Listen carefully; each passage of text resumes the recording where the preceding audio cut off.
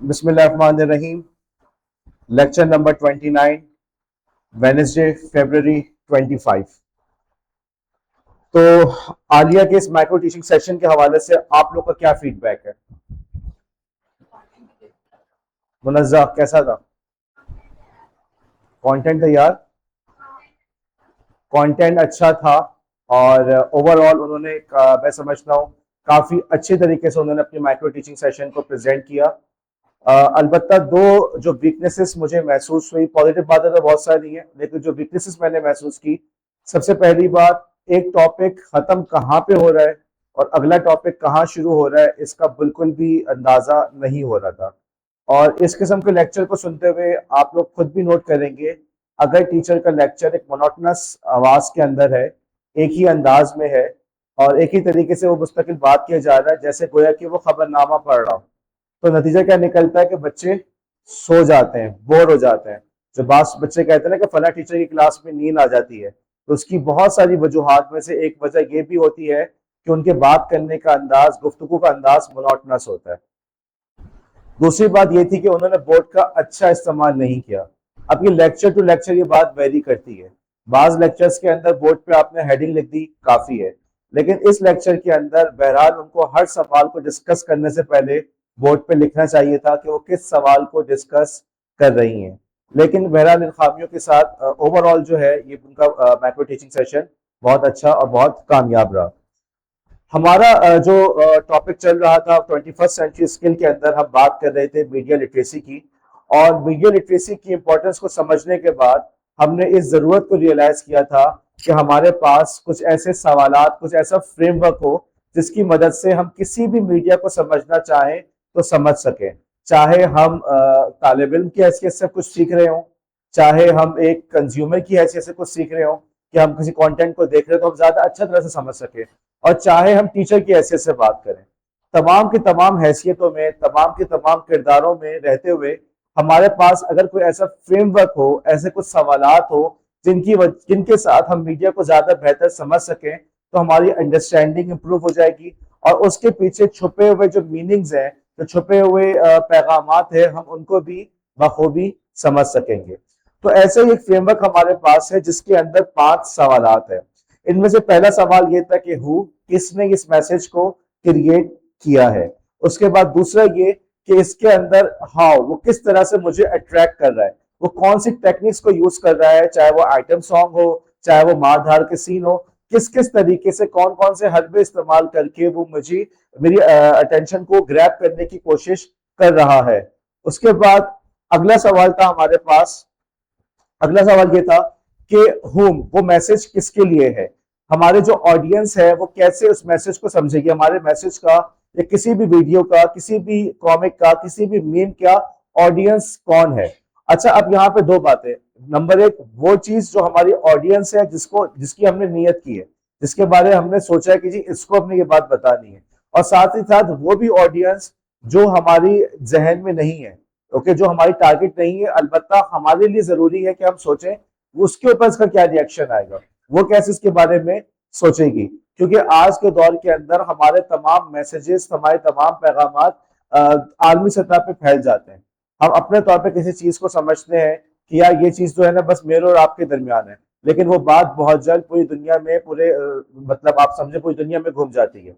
As a teacher अगर हम बात करें, मसलन अभी तो चलो हमारे लेक्चर रिकॉर्ड हो रहे हैं, अगर लेक्चर रिकॉर्ड ना भी हो रहे हो तो भी बाज दफा ऐसा होता है कि लेट से टीचर ने क्लास में कोई बात कह दी जो उसको नहीं कहनी चाहिए थी, फिर आपने देखा क्या होता है कि वो जो बात होती है पूरे कॉलेज में, पूरे स्कूल में फैल जाती है। लोग कहते हैं जी फला टीचर ने फला को कहा। हमारी क्लास टीचर थी, उन्होंने हमारे अपने क्लास वालों को, क्लास 5 की बात है, उस बेचारे को उन्होंने गुस्से में कहते छुआरे। अब उस बेचारे का नाम ऐसा पड़ा कि पूरे, वो टीचर भी चली गई, वो बच्चा कॉलेज में चला गया, लेकिन वो छुआरे का लफ्ज था ना, वो उसका आखिर तक पीछा करता रहा। तो अब उस टीचर को भी सोचना चाहिए था कि मैं कोई ऐसी बात ना करूं, मैं कोई ऐसा मैसेज ना दूं, मैं कोई ऐसी बात ना कहूं जिसके असरात जो है वो, मुझे इसको सोचना चाहिए था कि ये बात सिर्फ उस बच्चे तक, उस क्लास तक महदूद नहीं रहेगी, ये आगे तक जा सकती है। तो हमारे लिए जरूरी है कि किसी भी मैसेज को बनाते वक्त हम सोचें कि भाई हमारी ऑडियंस ये है, लेकिन दूसरे भी तो लोग सुन सकते हैं, उनका क्या रिएक्शन आएगा।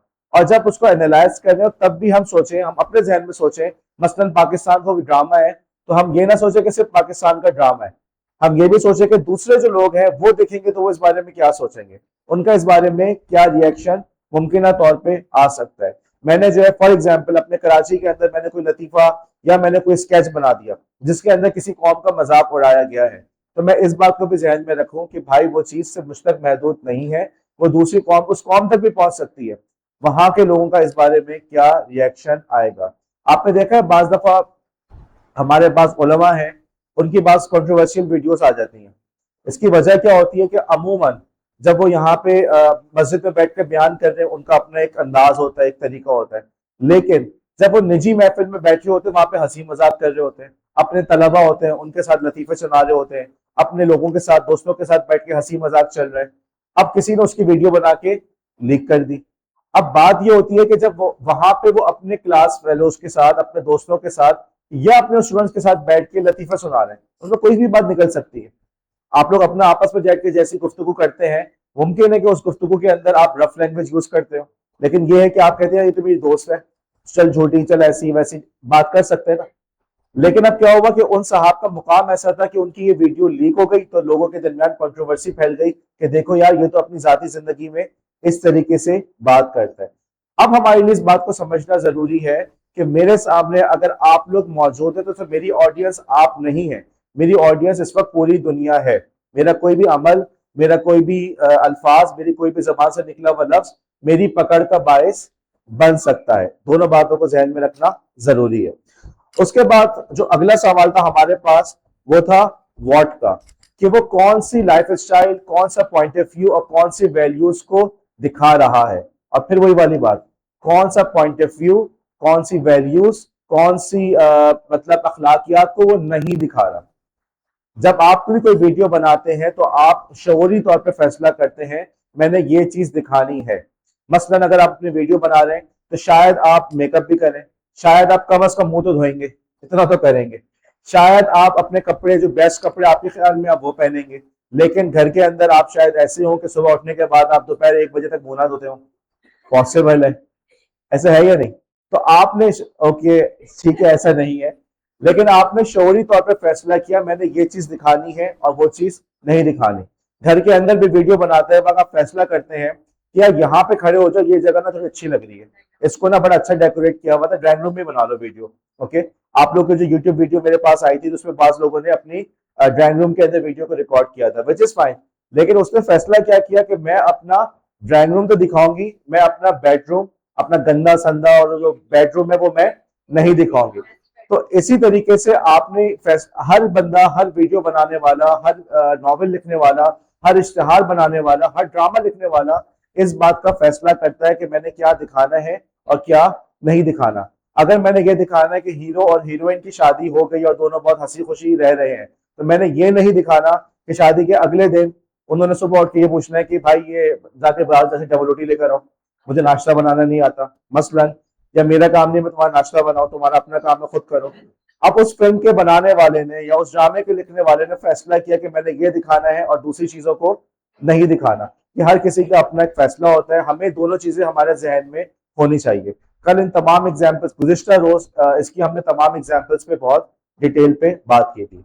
आज हमारा आखिरी सवाल है, और आखिरी सवाल हमारा ये है कि why was this message sent, why, ये मैसेज क्यों भेजा गया, क्या सोच के भेजा गया, इसके पीछे वजह क्या थी। ओके, इस बात को समझना। अब इसके एग्जाम्पल्स, ये साहब कौन है, लिखा हुआ साहब, ओके, कौन थे, क्या किया था मुनीबा, क्या किया था उन्होंने,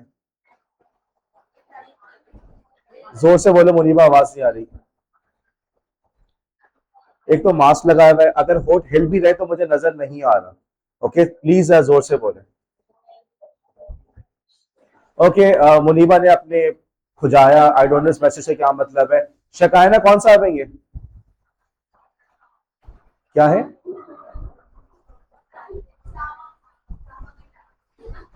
थैंक यू थैंक यू, मैंने किसी और से स्लाइड बनवाई थी और मुझे पढ़ना नहीं आ रहा था, आपने बता दिया, सामा लिखा हुआ है। तो अभी एमन, क्या चीज, यूएस के अंदर एक बहुत बड़ा टेररिस्ट अटैक हुआ था जिसके अंदर उनकी दो इंतहाई दुनिया की बुलंद तरीन बिल्डिंग्स, वर्ल्ड ट्रेड सेंटर्स, वो तबाह हो गई थी।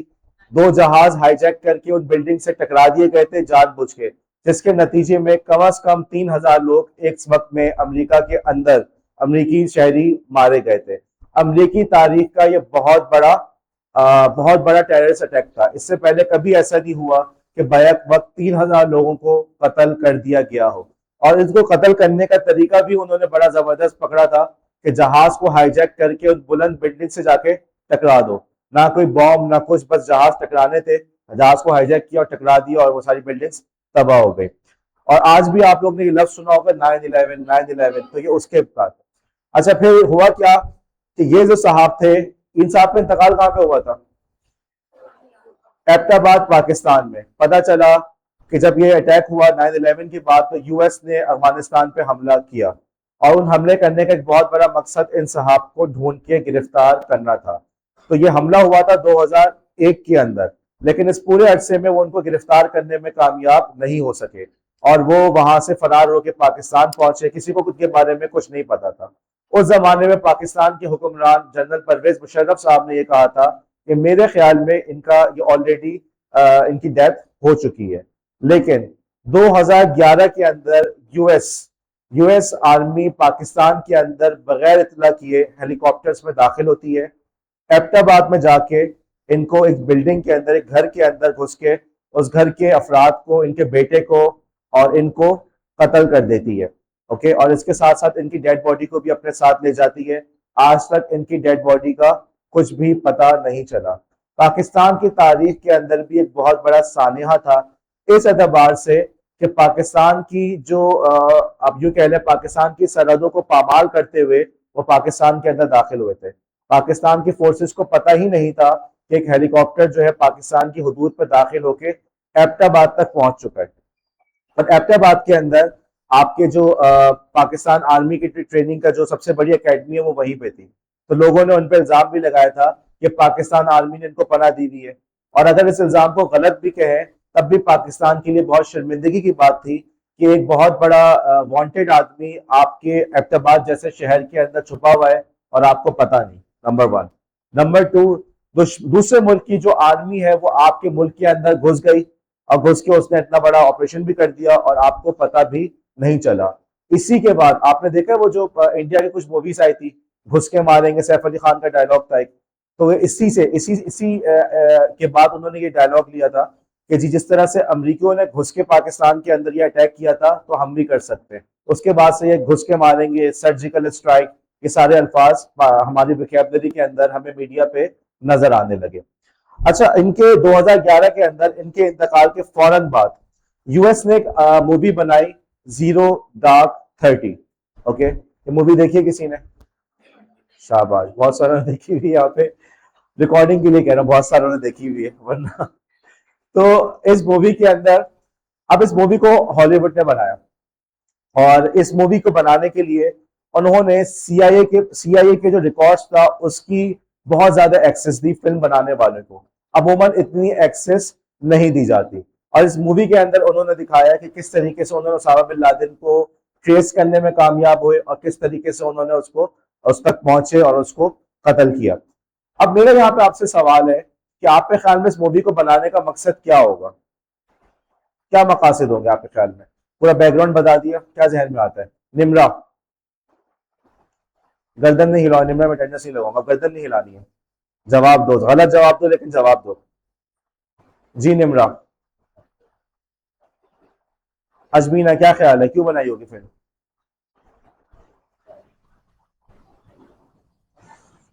जी तस्लीम, तलत जी।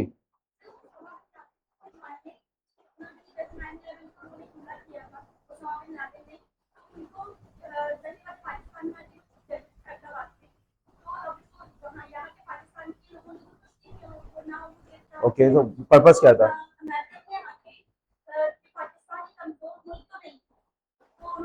तो फिल्म क्यों बनाई, फिल्म क्यों बनाई?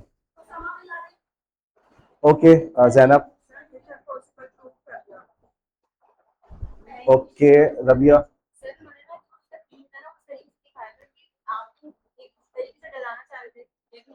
ओके, एक तो सबसे पहला रीजन, अमेरिका अपनी कामयाबी दिखाना चाहता था। वक्त के साथ साथ लोगों के जहन से बातें निकल सकती हैं। जिन लोगों ने 2001 में जिंदा नहीं थे, जिनको नहीं पता कि 9/11 कितना बड़ा हादसा, कितना बड़ा वाकया था, और वाकयातन बहुत बहुत बड़ा ये किस्सा था। जो जिन लोग 2001 में जिंदा थे, आप उनसे पूछे 9/11 के बारे में। उस जमाने में हमारे पाकिस्तान में इतना प्राइवेट मीडिया नहीं था, सिर्फ अखबार थे। उसके बावजूद सबकी जबान पर बस एक लफ्ज था, 9/11, 9/11, 9/11।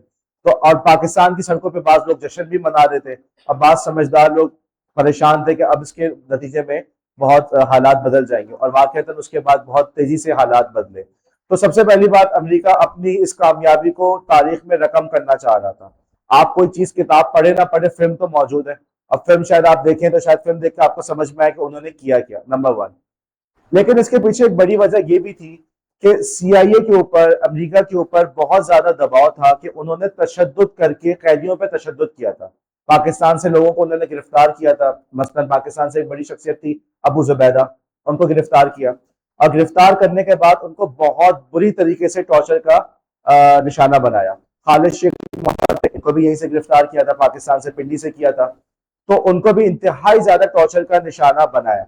उसकी वजह से इंसानी हकूक की तंजीमों को एतराज था कि ये अमेरिका सही नहीं कर रहा।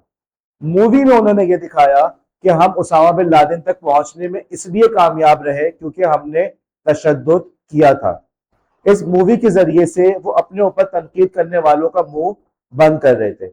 अच्छा, अब मजे की बात यह है कि जिन लोग इस बारे में, अगर आप लोग का इंटरेस्ट नहीं है, मुझे इंटरेस्ट है, मैंने डिटेल में पढ़ा है, तो जो लोग जानते हैं वो ये कहते हैं कि ये बात अमेरिका का दावा गलत है कि तशद्दुद करने का कोई फायदा हुआ था।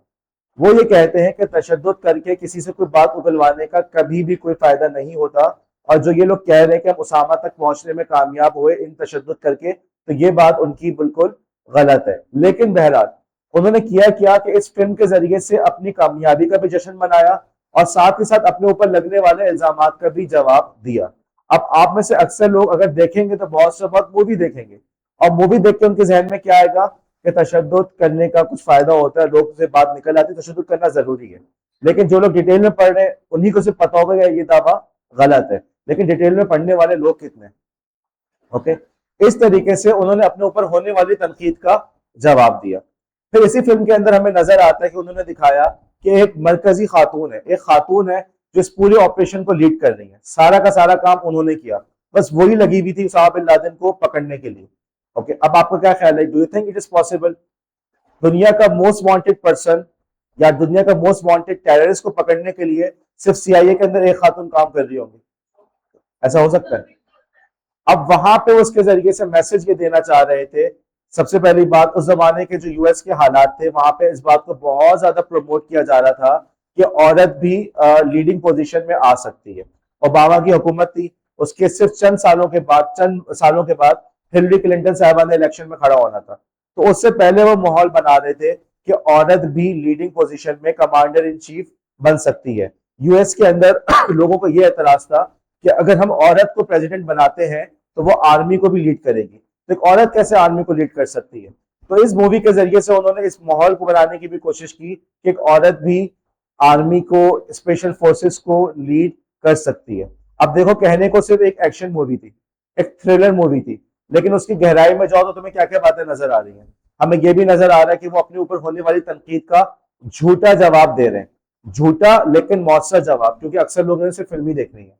साथ ही साथ वो तुम्हारा एक जहर जहर भी बना रहे हैं कि औरत जो है वो भी जो है लीडिंग पोजीशन में आ सकती है, आर्मी की कमांडर इन चीफ बन सकती है, वो भी स्पेशल सर्विसेज ग्रुप्स को लीड कर सकती है।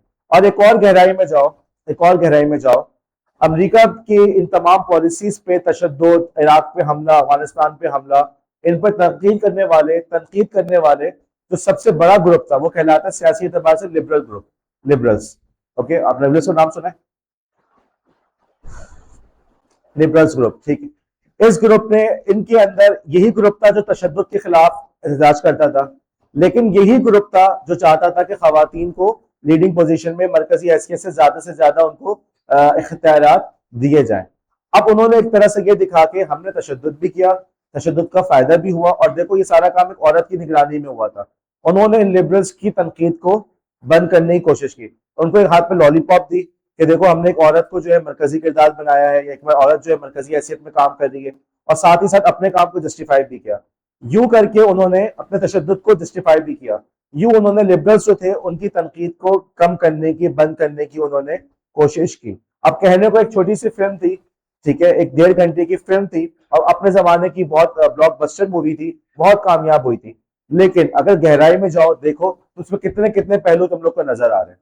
अच्छा, अब ये जो चीज है ना, ये सिर्फ हॉलीवुड तक महदूद नहीं है, ये वाला काम पाकिस्तान के अंदर भी किया गया है और किया जा रहा है। होता यही है कि जब हम किसी और के बारे में पढ़ते हैं, सुनते हैं, तो हमें लगता है कितने बेवकूफ लोग हैं, इतनी तफसील से नहीं देखा। लेकिन अगर आप देखो तो आपके साथ भी ऐसा ही हो रहा है। पाकिस्तान के अंदर एक मूवी है खुदा के लिए, नाम सुना है? किस किसने देखा है? ओके, अंजीला ने देखा है। और इस फिल्म का नाम सुना है बुशरा?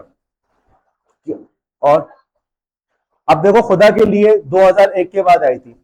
ये वो दौर था, पाकिस्तान के अंदर बहुत ज्यादा मुखालफत थी कि पाकिस्तान ने अफगानिस्तान के ऊपर जब अमेरिका ने हमला किया था तो पाकिस्तान ने अमेरिका का साथ दिया था। परवेज मुशर्रफ साहब की उस जमाने में ये सोच थी कि पाकिस्तान के अंदर मॉडरेशन को लेकर आया जाए, एतदाल पसंदी को लेकर आया जाए। अब इस मूवी की मरकजी थीम भी यही थी। एक नौजवान म्यूजिक बनाता था, गुलकार था, लेकिन वो मौलवियों के हत्थे चढ़ जाता है। वहां से जो है वो दाढ़ी वगैरह रख लेता है, म्यूजिक को छोड़ देता है, फिर वो चला जाता है जी अफगानिस्तान। वहां से फिर वापस आता है, उसको एहसास होता है कि मैं गलत रास्ते पे चल रहा हूँ। और उस फिल्म के अंदर इस बात पर भी बहस की गई कि मौसीकी की इस्लाम में क्या हैसियत है, मौसीकी इस्लाम में जायज है या नहीं है। उस फिल्म का एक बड़ा मशहूर डायलॉग है, नसीरुद्दीन शाह साहब जो इंडिया के बड़े मशहूर एक्टर हैं, उन्होंने डायलॉग कहा था कि इस्लाम में दाढ़ी है, दाढ़ी में इस्लाम नहीं है। उस जमाने में ये भी बहस चल रही थी, क्योंकि परवेज मुशर्रफ साहब ने कहा था कि दाढ़ी रखना जरूरी नहीं है, लोग दाढ़ी पे इसरार करके गलत कर रहे हैं, तनकीद चल रही थी। तो वहां पर उन्होंने उस फिल्म के जरिए से परवेज मुशर्रफ के मुखालिफिन को यह जवाब दिया कि इस्लाम में दाढ़ी है, दाढ़ी में इस्लाम नहीं है। अब तुम देखो कि बनाने को एक फिल्म बना दी, लेकिन उसके जरिए से भी पाकिस्तानी अवाम की पीछे कंडीशनिंग की जा रही है, उनका जहन बनाया जा रहा है, उनको मॉडरेशन की तरफ लेकर आया जा रहा है, उनको बताया जा रहा है कि मौसीकी कोई बुरी चीज नहीं है। अब आप इस बात से एग्री करते हैं, नहीं एग्री करते, वो एक अलग बात है। बताने का मकसद ये कि एक मूवी, एक ऐसी चीज जिसको आप सिर्फ एंटरटेनमेंट के लिए देख रहे हैं, उसके पीछे भी हिडन मैसेजेस होते हैं। इसी तरीके से एक और फिल्म है वार, शान की, किसी ने देखी? नाम सुना? बहरहाल इस मूवी के अंदर भी उन्होंने पाकिस्तानी 2012 के आसपास की मूवी आई थी, और इस मूवी के अंदर भी ये दिखाया गया किस तरीके से वो दहशतगर्दों के खिलाफ पाकिस्तान की आर्मी लड़ रही है। इस मूवी के पीछे भी यही छुपा हुआ मैसेज था। उस जमाने में पाकिस्तान में खुदकश हमले बहुत ज्यादा हो रहे थे, अभी भी हो रहे हैं, लेकिन उस वक्त तो बहुत ही ज्यादा हो रहे थे। तो वहां पे उन्होंने इस मूवी के जरिए से ये मैसेज देने की कोशिश की कि हमारे दरमियान एक नेशनल यूनिटी डेवलप हो, और उसके साथ ही साथ आपके दिल में ये एहसास हो कि हमारी आर्मी, हमारी मिलिट्री फोर्सेस, हमारी इंटेलिजेंस एजेंसीज दिन रात मेहनत करके दहशतगर्दों को खत्म करने के ऊपर लगी हुई है, और साथ ही साथ आपके दिल में दहशतगर्दों के खिलाफ नफरत भी आ जाए। अच्छा, यही वाला काम आपको इंडियन फिल्मों में अंदर भी नजर आता है। फॉर एग्जाम्पल, इंडियन फिल्म है उरी द सर्जिकल स्ट्राइक या द कश्मीर फाइल्स। इसमें से कोई मूवी आप लोग ने देखी है? नहीं देखी, शाबाश। अच्छा, इन मूवीज के जरिए से भी इंडिया यही दिखा रहा है, फॉर एग्जाम्पल किस तरह से। अच्छा, कि जो उड़ी दी सर्जिकल स्ट्राइक है, अब इस मूवी को भी इलेक्शन से चंद दिनों पहले ही आई थी, इंडिया के इलेक्शन से कुछ अर्से पहले आई थी, और इस मूवी का उस वक्त की जो अभी रूलिंग पार्टी बीजेपी, उसको बहुत ज्यादा फायदा हुआ था। इस मूवी के अंदर भी उन्होंने यही दिखाया कि किस तरीके से इंडियन आर्मी के नौजवान जो है वो पाकिस्तान की दहशतगर्दी के खिलाफ अपनी जान कुर्बान कर रहे हैं, और किस तरीके से पाकिस्तान का मुकाबला कर रहे हैं। अब तुम देखो कहाँ पे एक फिल्म है ना, और कहाँ दूसरी तरफ वही फिल्म जो है वो आपके मुल्क के या इंडिया के ऊपर, इलेक्शन के ऊपर असरअंदाज हो रही है।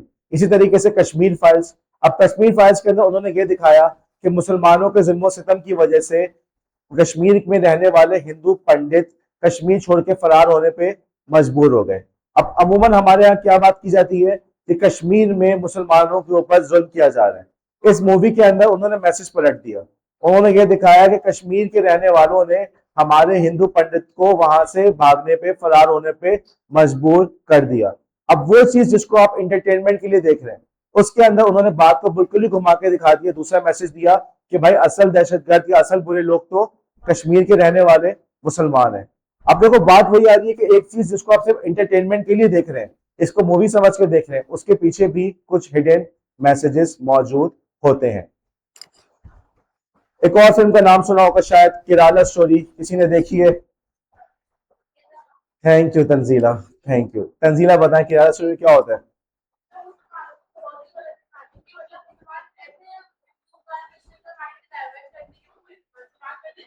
Thank you.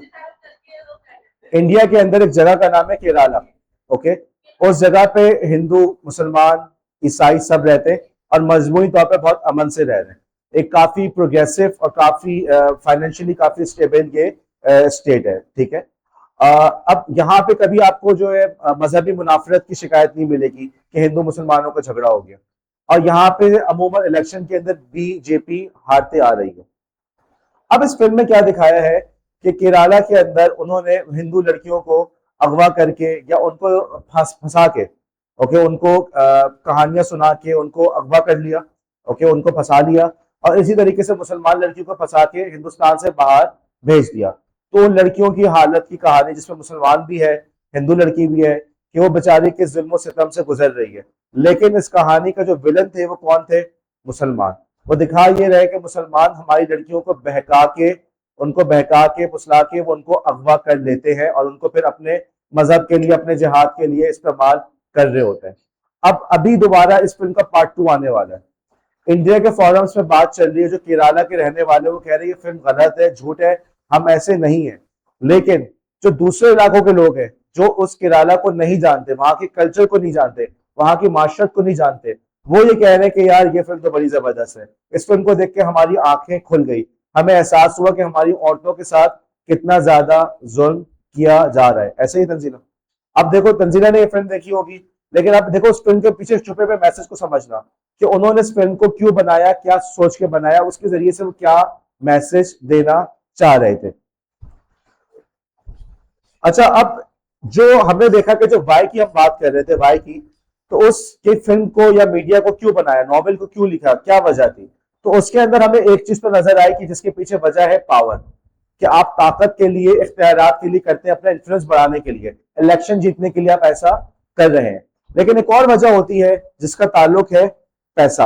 आप ये काम कर रहे हैं पैसे के लिए, आप ऐसी फिल्म बनाना चाहते हैं, ऐसा नॉवेल लिखना चाहते हैं, ऐसा यूट्यूब वीडियो बनाना चाहते हैं जिसके जरिए से आप पैसे कमा सकें। अब ये इंडिया के बड़े मशहूर प्रोड्यूसर हैं मनमोहन देसाई, और लास्ट क्लास में आप लोगों ने कहा था कि इनका नाम सुना है। इन्होंने इनकी बहुत मशहूर फिल्म है अमर अकबर एंथोनी। अब इनसे पूछा गया कि आप ऐसी फिल्में क्यों बनाते, क्या बनाते? उन्होंने कहा कि मैं चाहता हूं कि मेरी मूवी ऐसी हो कि जब उसको कोई देखने के लिए आए तो वो आने के बाद अपने गम को भूल जाए।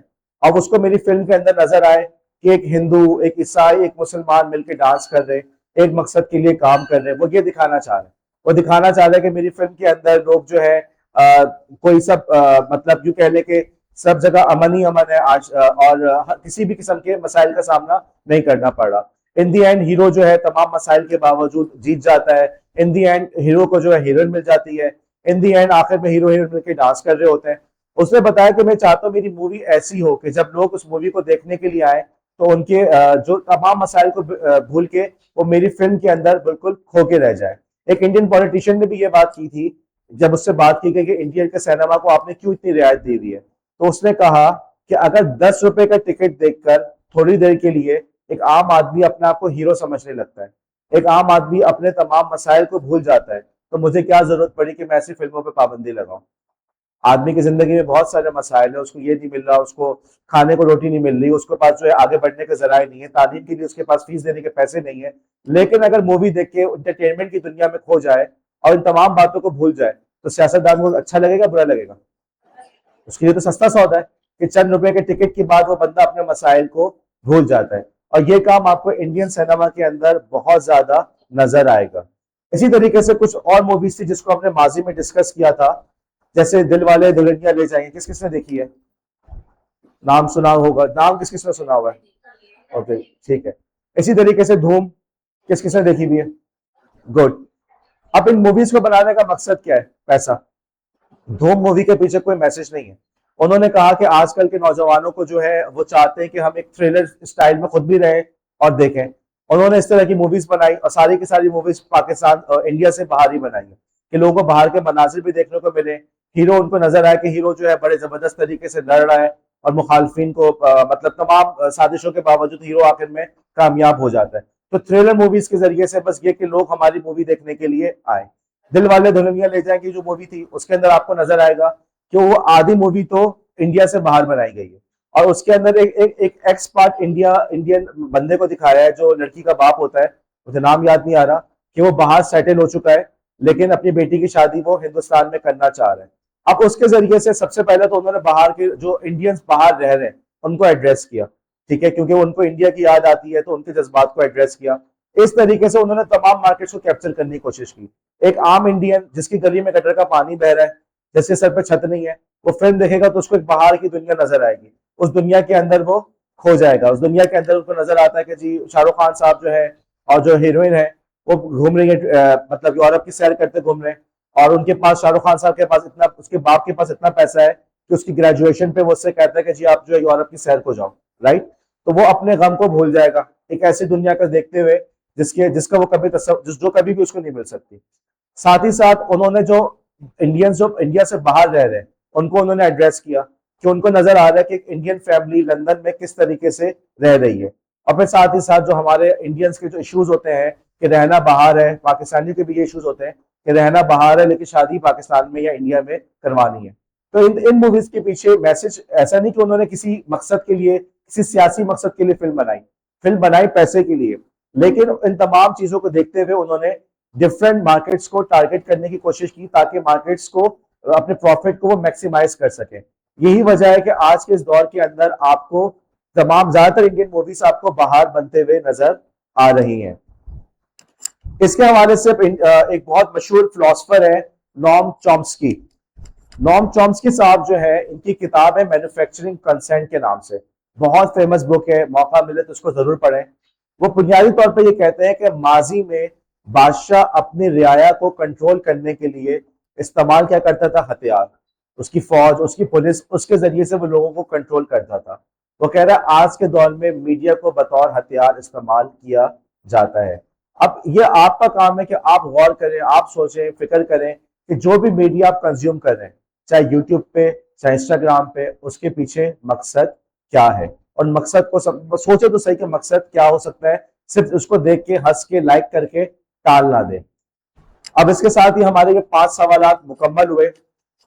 अगर पेपर में सवाल आता है तो आपने वहां पे हाउ नहीं लिखना, आपने वहां पे वाई नहीं लिखना, आपने पूरा का पूरा क्वेश्चन लिखना है। नजर आ रहा है? नोट्स आप लोग को मिल जाएंगे। वाजे तौर पर बता रहा हूँ, पेपर के अंदर सिर्फ हाउ या वाई लिख के मत आ जाना, पूरा का पूरा तुम्हें सारे सवाल इसी तरह से लिख कर आना है।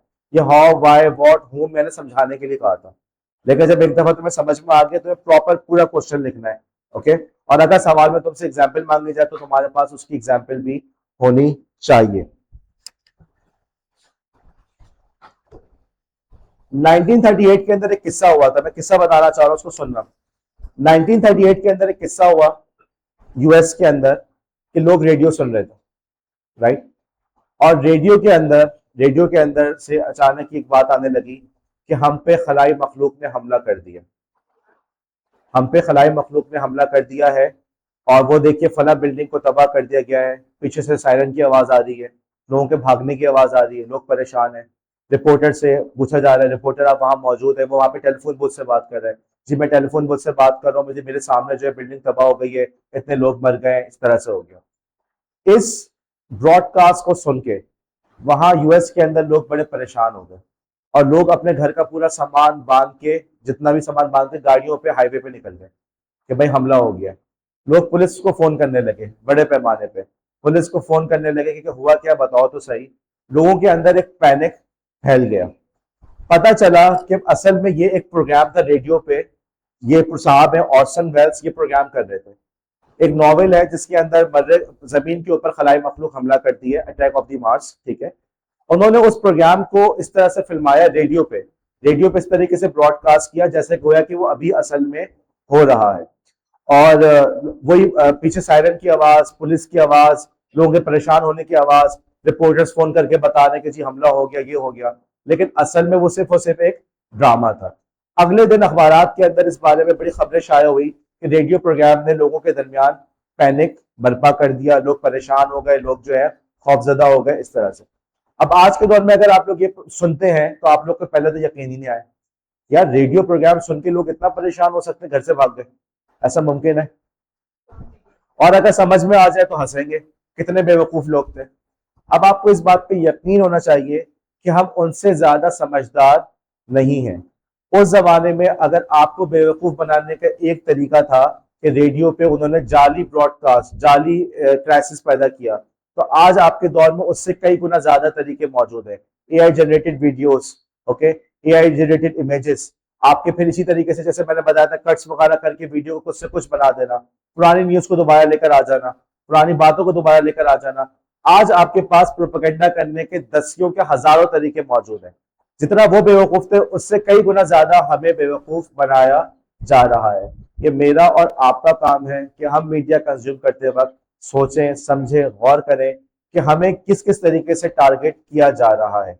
आज के बाद, आज से कोई सा भी मीडिया कुछ भी देखें, चाहे वो इंस्टाग्राम हो, चाहे वो टिकटॉक हो, चाहे यूट्यूब शॉर्ट हो, इन 5 सवालों का कोशिश तो करके देखें, जवाब तो सुन के देखें।